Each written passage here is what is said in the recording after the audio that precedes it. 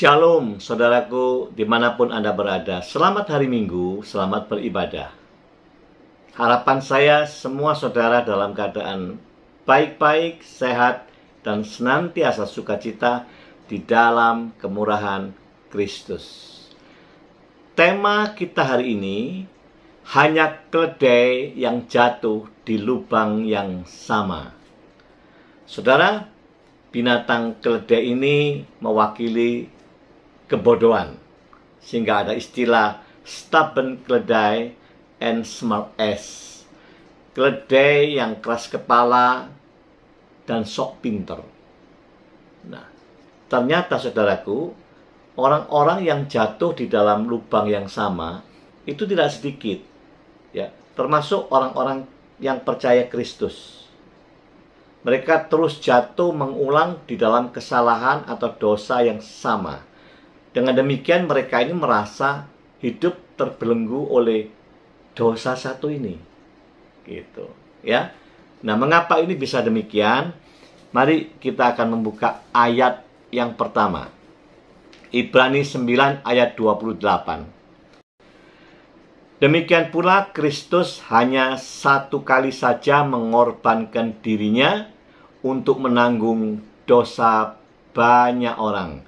Sesudah itu, ia akan menyatakan dirinya sekali lagi tanpa menanggung dosa untuk menganugerahkan keselamatan kepada mereka yang menantikan Dia. Jadi Kristus ini mengorbankan dirinya hanya satu kali, saudara, untuk menanggung dosa saudara dan saya. Setelah itu, dia akan menyatakan dirinya kembali, tetapi bukan untuk menanggung dosa kembali, tetapi untuk menganugerahkan keselamatan bagi saudara dan saya yang menantikan Dia. Nah, kita diingatkan di dalam 1 Petrus 2 ayat 16. Hiduplah sebagai orang merdeka. Saudara dan saya sudah dimerdekakan, hiduplah sebagai orang yang merdeka. Dan bukan seperti mereka yang menyalahgunakan kemerdekaan untuk menyelubungi kejahatan-kejahatan mereka. Tetapi hiduplah sebagai hamba Allah. Kita diingatkan, saudara, kita sudah menerima keselamatan, kita ini orang-orang merdeka. Hendaklah kita menggunakan kemerdekaan itu secara baik, bukan menyalahgunakan dengan perbuatan-perbuatan dosa, menyelubungi kehidupan ini dengan kejahatan-kejahatan. Ya, harusnya kita hidup sebagai hamba Allah. Nah, saudara, di dalam 1 Korintus 6 ayat 9 dan 11 kita akan baca, atau tidak tahukah kamu bahwa orang-orang yang tidak adil tidak akan mendapat bagian dalam kerajaan Allah? Janganlah sesat. Orang cabul, penyembah berhala, orang berzina, banci, orang pemburit, pencuri, orang kikir, pemabuk, pemfitnah, dan penipu tidak akan mendapat bagian dalam kerajaan Allah. Ini berita buruk, saudara. Ayat ini menggambarkan tidak ada kompromi. Ya, tegas berita buruk, tidak akan mendapat bagian di dalam kerajaan Allah. Jadi perhatikan jenis-jenis perkara-perkara kejahatan dosa semacam ini. No kompromi. Ini berita buruk. Tapi saudara dan saya juga ada berita baik. Berita baiknya ayat berikutnya. Dan beberapa orang di antara kamu demikian dahulu. Tetapi kamu telah memberi dirimu disucikan, kamu telah dikuduskan, kamu telah dibenarkan dalam nama Tuhan Yesus Kristus dan dalam roh Allah kita. Ini berita baiknya, saudara. Saudara dan saya yang sudah percaya Yesus, saudara itu sudah dikuduskan dan dibenarkan. Satu paket. Sudah dibenarkan dan dikuduskan. Luar biasa, ya. Mari kita memanfaatkan kesempatan ini secara baik, ya. Nah, kita ini hidup dikuduskan dan dibenarkan. Tujuannya semua untuk apa? Untuk kemuliaan Tuhan, ya. semua perkara yang kita kerjakan dalam hidup ini hanya untuk kemuliaan Tuhan. Kemuliaan Tuhan itu menggambarkan apa? Kemuliaan Tuhan itu menggambarkan roh Allah, indahnya roh Allah, keagungannya roh Allah. Nah, di mana kemuliaan Tuhan itu? Kemuliaan Tuhan itu tercermin dari kehidupan saudara, dari hati saudara yang keluar terpancar, ya. Release from your heart. Ini loh kemuliaan Tuhan yang terpancar dari kehidupanku, dari hari ke hari. Nah, harus tercermin seperti itu. Jadi dikuduskan dan dibenarkan ini mengalir untuk kemuliaan Tuhan, yaitu sepanjang hidup kita harus mencerminkan dalam hidup kita ini semua kebaikan Tuhan. Semua gambaran Tuhan itu ada di dalam diri saudara dan saya. Nah, saudaraku, iblis itu suka sekali bermain dan dia ingin menjebak kita bukan di dalam dosa-dosa yang baru. Tidak.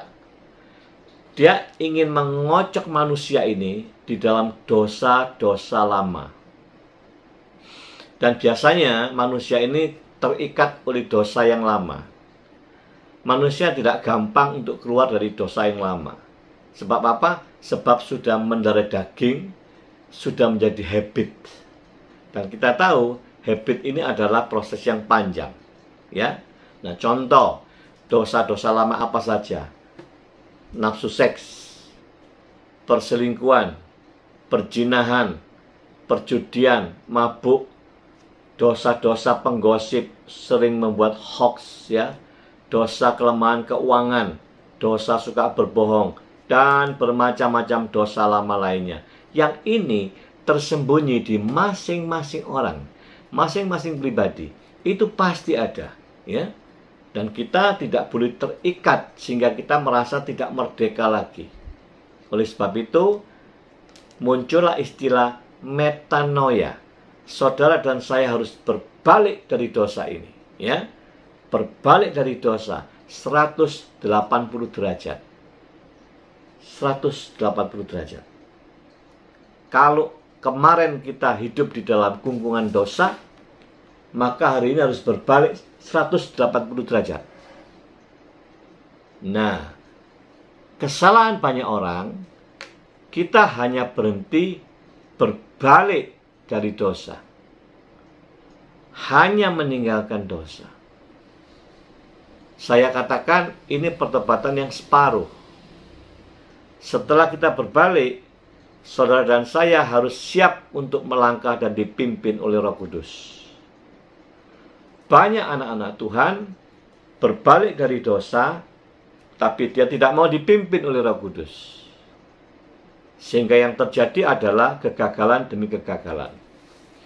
Nah, saudaraku, sekali lagi, metanoia bukan hanya sekedar kita berbalik badan, tapi kita siap untuk melangkah dan dipimpin oleh Kristus.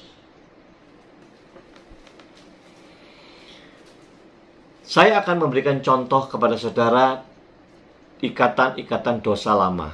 Ya, setiap orang punya ciri.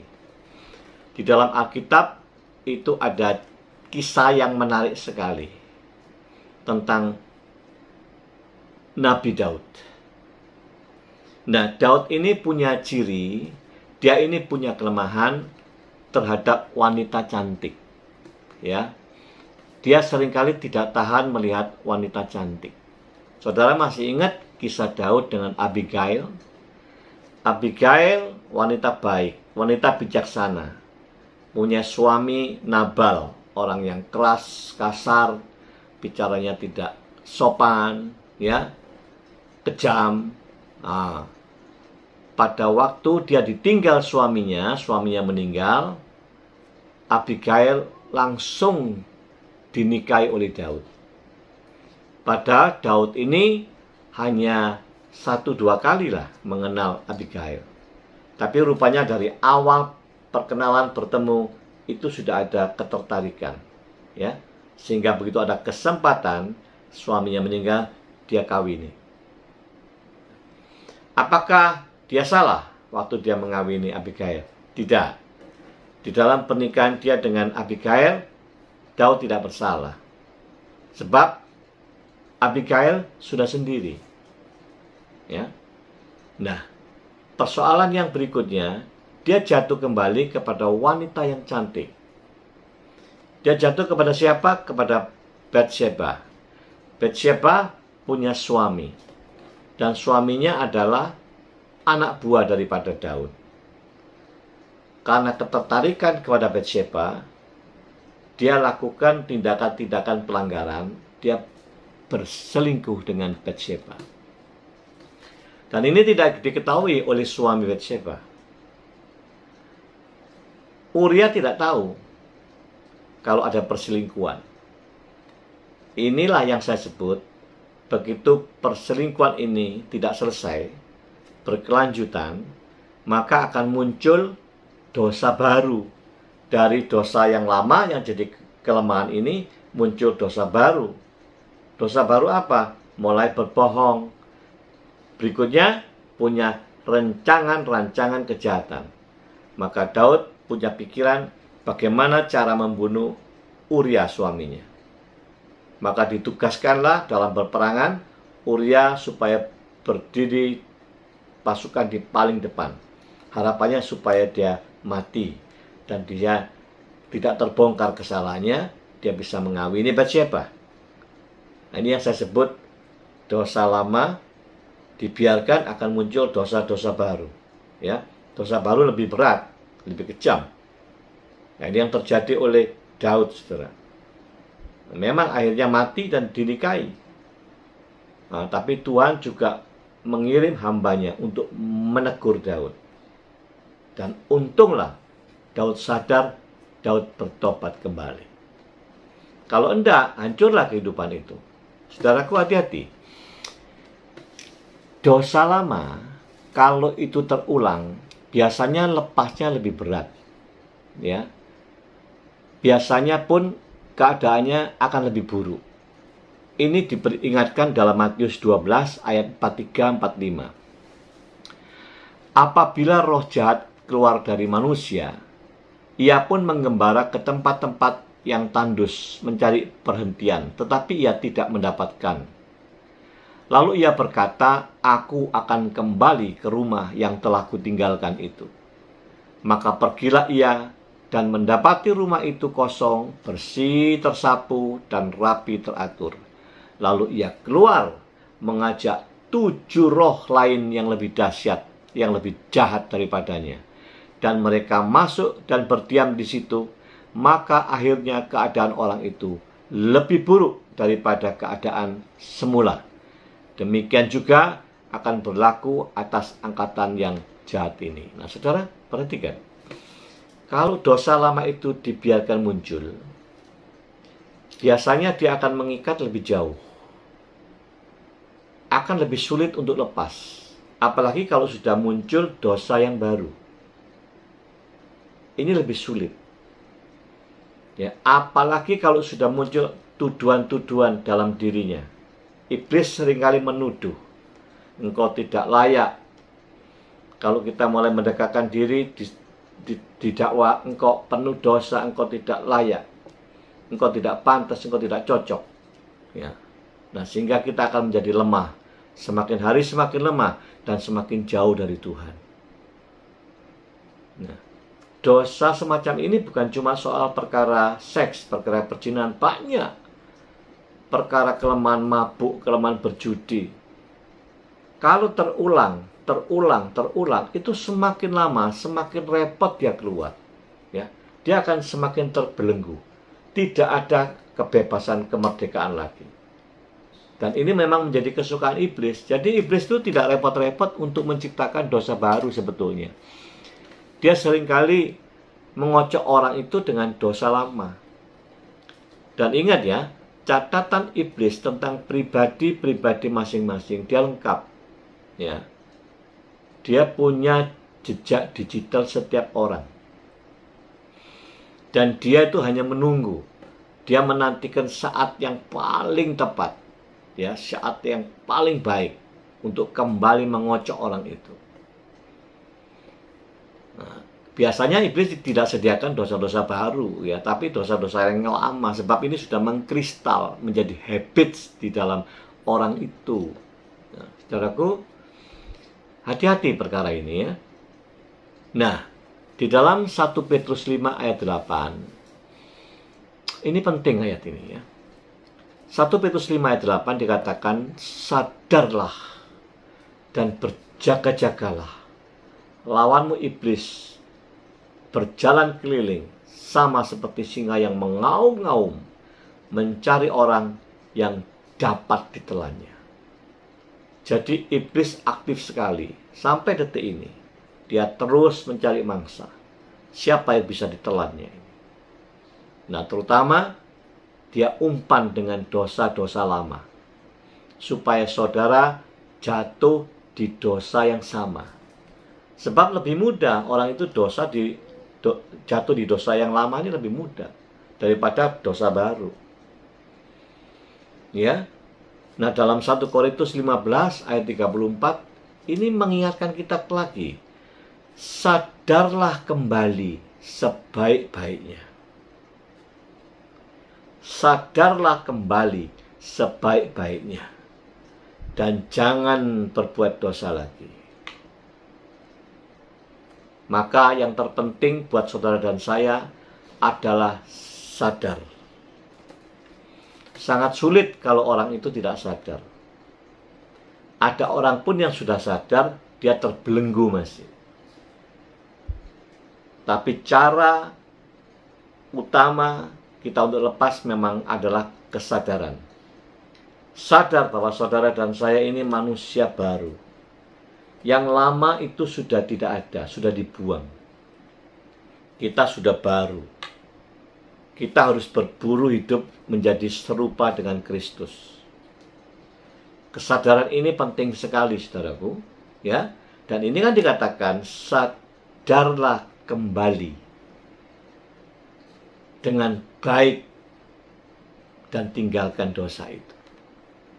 Lalu bagaimana kita bertindak terhadap perkara dosa lama supaya kita tidak jatuh kepada perkara-perkara yang sama terus setiap tahun?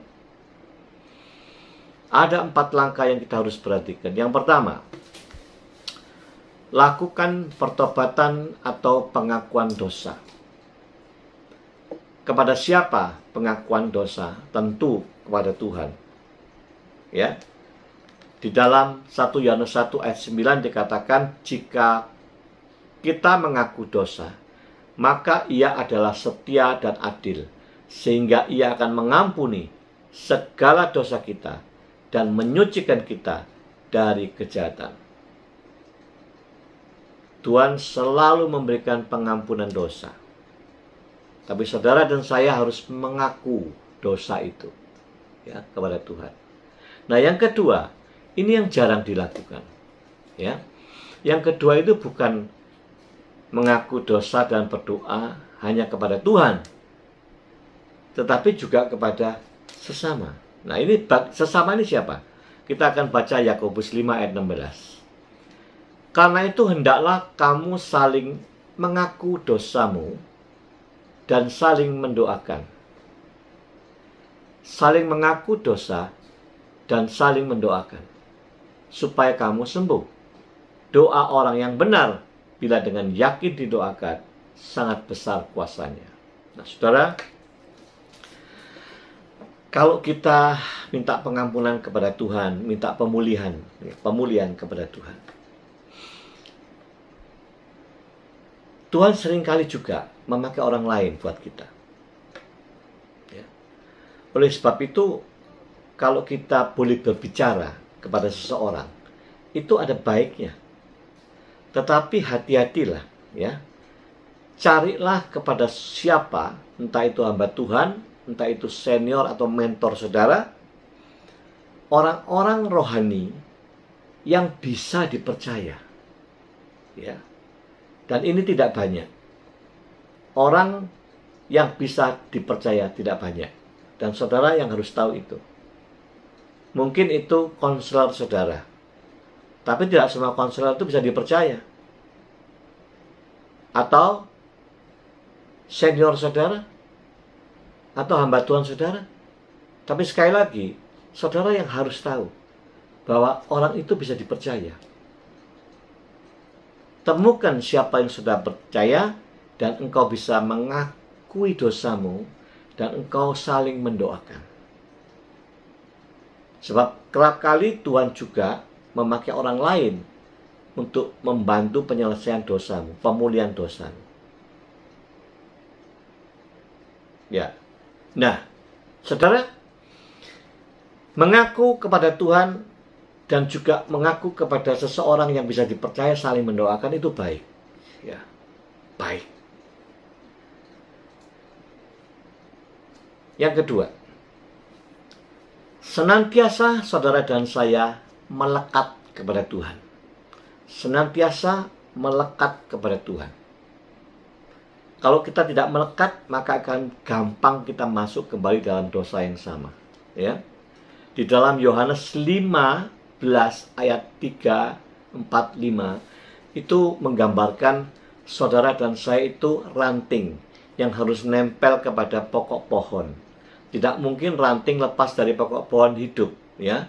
Kalau mau hidup kuat, dia nempel terus dalam pokok pohon sampai dikatakan, barang siapa tinggal di dalam aku dan aku di dalam dia, ia akan berbuah banyak.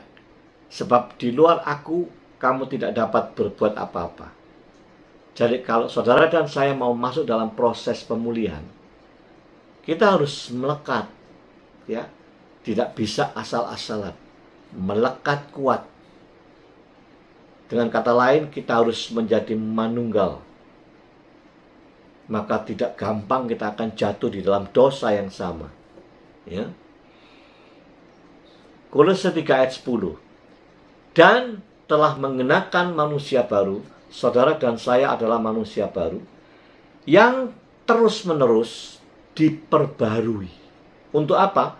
Untuk memperoleh pengetahuan yang benar menurut gambar penciptanya. Jadi ternyata orang yang percaya Kristus yang disebut manusia baru, memang manusia baru kita ini harus terus-menerus diperbarui. Sampai kapan diperbarui? Sampai kita mati.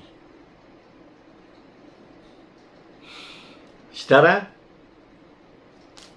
kita perlu ada perbaruan terus. Kita perlu melekat kepada Tuhan.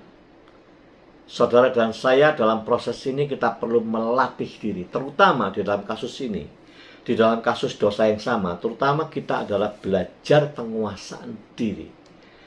Penguasaan diri itu harus dari kita sikapnya, ya. Atas pertolongan Roh Kudus, kita akan dimampukan punya penguasaan diri. Latihlah penguasaan diri itu antara lain lewat kebiasaan berlatih diri dengan berpuasa. Puasa itu baik sekali. Bukan cuma untuk kesehatan kita, tetapi secara mental saudara dan saya akan menjadi lebih baik. Penguasaan diri terhadap nafsu. Ya. Yang ketiga, janganlah memberi kesempatan kepada iblis. Efesus 4 ayat 27. Efesus 4 ayat 27 memang mengatakan, jangan beri kesempatan kepada iblis. Sebab iblis itu dia menantikan waktu yang tepat untuk mengkocok saudara. Nah, waktu yang tepat ini adalah waktu saudara membuka celah, memberi kesempatan. Maka dia akan masuk. Ini paling ideal bagi si jahat. Celah ini adalah celah dosa lama. Ya, terutama adalah dosa-dosa lama. Maka saudara akan jatuh kembali seperti keledai dungu tadi. Hanya keledai yang jatuh di lubang yang sama. Kalau kita jatuh lubang yang sama, kita mirip kebodohannya seperti keledai. Ya. Ingat saudara, kita percaya Yesus ini manusia baru. Tapi berhati-hatilah, sebab kita masih bisa jatuh di dalam dosa. Tapi marilah cerdik, kita tidak mau terulang di dalam dosa yang sama. Kalau terus kita membiarkan, artinya kita itu tidak membuat diri kita merdeka. Kan firman katakan, jangan menyalahkan kemerdekaan yang kau miliki ini. Jangan kau isi kemerdekaan itu dengan berbuat seenaknya. Dengan berbuat kejahatan, dosa yang terus-menerus. Kita ini hamba Tuhan. Ya, setiap orang percaya itu hamba Allah. Nah, lalu bagaimana dengan tidak memberi kesempatan iblis ini? Saudara, hindarilah komunitas, hindarilah kumpulan-kumpulan yang mana di situ terdapat dosa lama saudara. Hindarilah, buatlah komunitas yang sehat. Bangunlah, pilihlah rekan-rekan yang bukan menjatuhkan saudara. Yang saudara bisa keluar dari lubang itu dari komunitas. Sebab apa? Perbuatan buruk itu gampang sekali nular. Gampang sekali. Merusak perbuatan baik. Tapi perbuatan baik itu lama untuk merubah perbuatan buruk. Maka itu hati-hatilah dengan komunitas saudara. Kalau kelemahannya mabuk, janganlah suka mendekat kepada peristiwa-peristiwa komunitas-komunitas dunia orang mabuk. Kalau judi sama, jangan membiarkan kita hidup lama-lama di tempat perjudian atau kumpulan teman-teman yang suka berjudi. Maka dosa lama kita akan kambuh lagi. Akan selalu begitu. Jadi namanya saudara membuka celah, memberi kesempatan iblis untuk masuk. Biasanya kalau celah ini dibuka, apalagi dibuka secara lebar, maka iblis akan berbondong-bondong mengisi hidup saudara dengan rekan-rekannya yang biasanya lebih jahat. Maka itu kita akan lebih sulit lagi kita keluar. Yang keempat, temukan kebiasaan lain.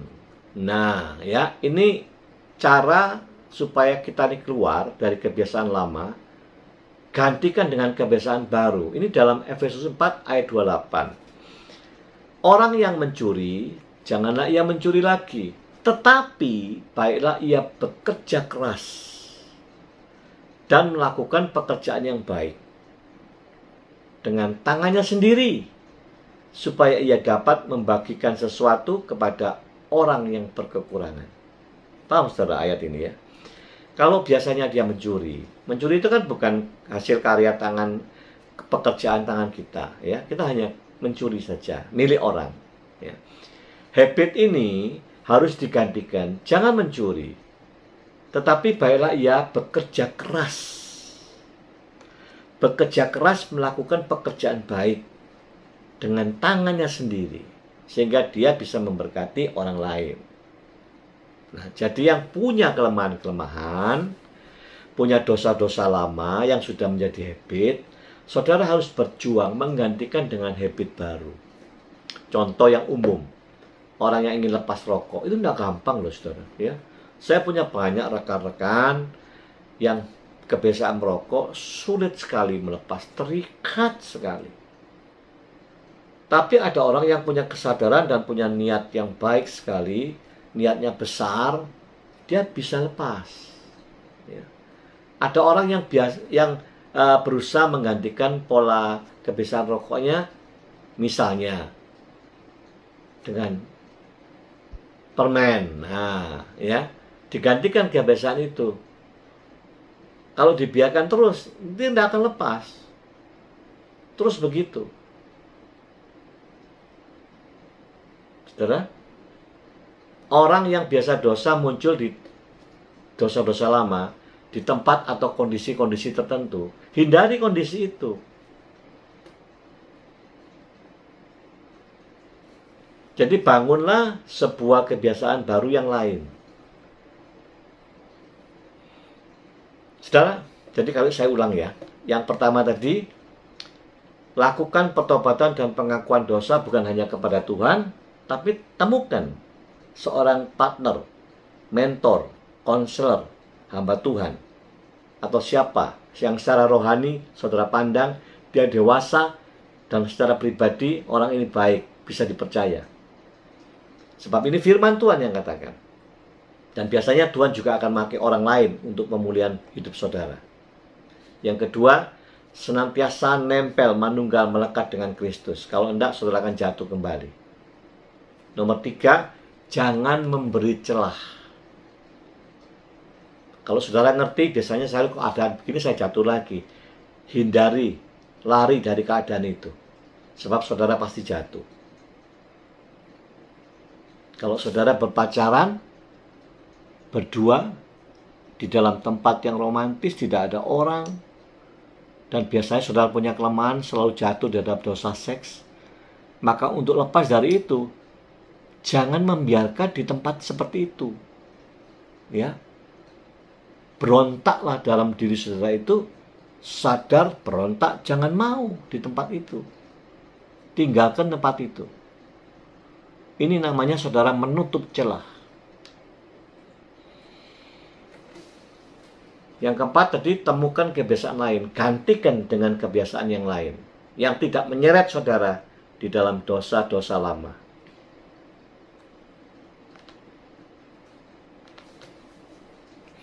Demikianlah saudara, kiranya renungan kita, pembahasan kita hari ini akan mengubahkan kita semua. Tidak membiarkan kita kembali terbelenggu, menjadi orang yang tidak merdeka. Ingat, saudara dan saya adalah orang-orang merdeka. Menjadi manusia-manusia baru. Yang lama sudah dimatikan. Sekarang kita sudah baru. Ingat kemana kita akan mengarah? Saudara dan saya orang yang sudah dibenarkan dan dikuduskan. Dibenarkan sekaligus dikuduskan. Namun dalam perjalanan hidup kita ini, kita harus mengarah, harus membawa diri kita hidup untuk kemuliaan Tuhan. For His glory. Ya, untuk kemuliaan Tuhan berarti apa? Ada tercermin, lepas dari dalam kehidupan kita ini, dalam hati saudara terpancarlah. Inilah gambaran potret. Inilah teladan Kristus ada dalam hidupku. Ini namanya for His glory, untuk kemuliaan Tuhan.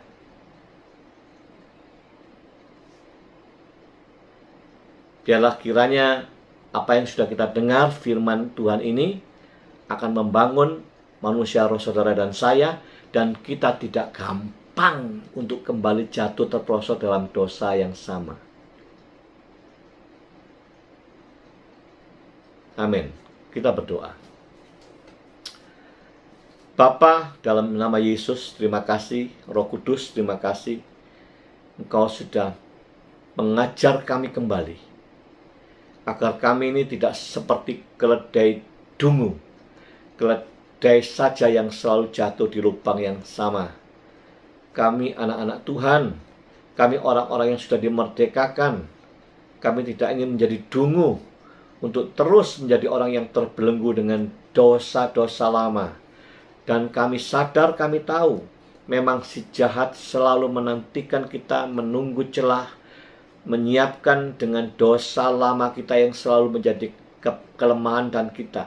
Oleh sebab itulah biarlah kami lepas dari habit, dari kebiasaan buruk ini yang terus menjatuhkan kita terperosok di dalam perkara kesalahan dosa yang sama. Terima kasih Tuhan, Roh Kudus, tolong kami, sanggupkan kami untuk mengambil langkah-langkah pemulihan ini. Kami tidak ingin, kami tidak membiarkan diri kami menjadi orang yang dungu dan bodoh. Terima kasih Bapa, inilah kami menyerahkan kehidupan kami, masa depan kami di dalam nama Tuhan Yesus Kristus. Haleluya. Amin. Demikian saudara renungan kita hari ini. Kita akan bertemu kembali minggu depan di dalam tema yang berbeda. Tuhan Yesus memberkati.